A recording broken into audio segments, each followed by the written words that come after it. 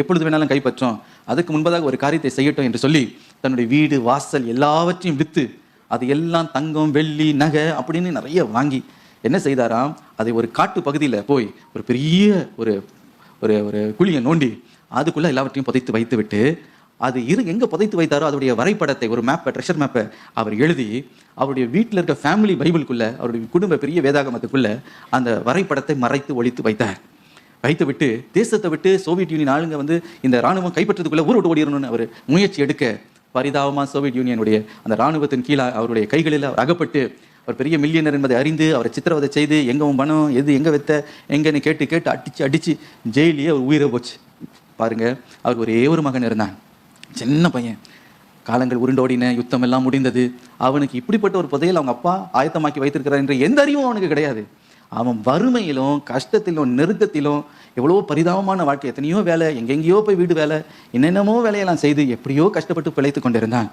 ஆனால் அவங்க வீட்டில் ஒன்று இருக்குமா, இந்த பழைய ஜாமானெல்லாம் கொஞ்சம் அவங்க அப்பா ஜாமானெல்லாம் கிடக்கும்.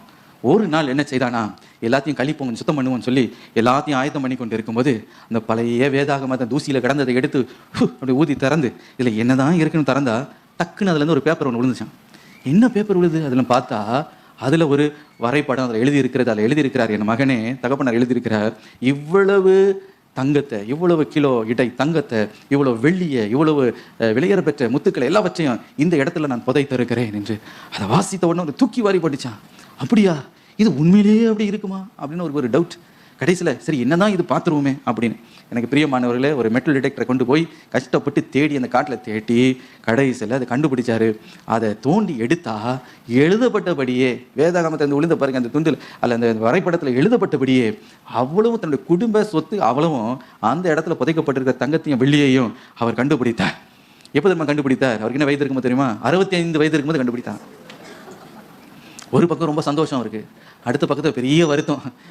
இத்தனை 75 வருஷமா எனக்காக அது காத்து கொண்டு இருந்தது, அதோடைய பற்றி அறிவே எனக்கு இல்லாமல் இத்தனை நாட்கள் இவ்வளோ பரிதாபமா, இவ்வளோ கஷ்டப்பட்டு, இவ்வளோ நெருக்கப்பட்டு, இவ்வளோ வேதனைப்பட்டு, சிறுமப்பட்டு நான் வாழ்ந்தேனே என்ற ஒரு பெரிய வருத்தமா. முதலே இந்த வேதாகமத்தை திறந்து பார்த்துருந்திருந்தா இன்றைக்கு இந்த நிலைமையில எப்போ நல்ல நிலைமையில இருந்திருக்கலாமே. இப்போ இந்த வயசான காலத்தில் இவ்வளோ பொக்கிஷம் கிடச்சி இப்போ என்ன எனக்கு அப்படின்ற மாதிரி ஒரு நிலை.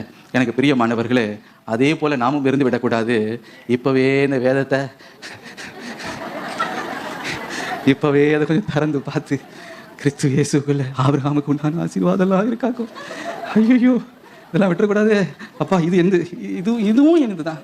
ஸ்தோத்திரம் ஸ்தோத்திரம் ஸ்தோத்திரம் ஆண்டவரே எனக்கு தந்ததுக்காக ஸ்தோத்திரம் அப்படின்னு சொன்னீங்கன்னா எனக்கு பிரியமானவர்களே, அவ்வளவு ஆசீர்வாதத்தையும் கர்த்தர் நமக்கு வர்ஷிக்க பண்ண அவர் உண்மை உள்ள தேவனாக இருக்கிறார்.